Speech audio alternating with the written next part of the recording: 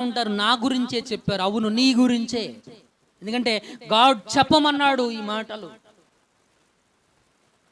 ఎవరి గురించి చెప్పమన్నాడు? నీ గురించే. Yes, this word is for you. ఈ వాక్యము నీకు ఇవ్వబడింది. ఈ వాక్యము మనకు ఇవ్వబడినటువంటి వాక్యం కనుక ఇది మనతోనే మాట్లాడుతుంది. ఆవులతో గేదెలతో మాట్లాడదు ఈ వాక్యం. ఎందుకంటే వాటికి స్పృహ లేదు, సెన్స్ లేదు, వాటికి జ్ఞానం లేదు. వాటితో దేవుడే ముచ్చడించడు.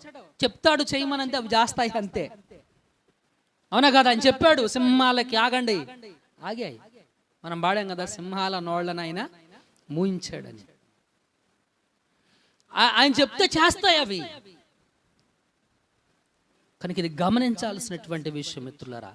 నలిగిన వారిని ఉజ్జీవింపజేసేటువంటి వాడు, వినయము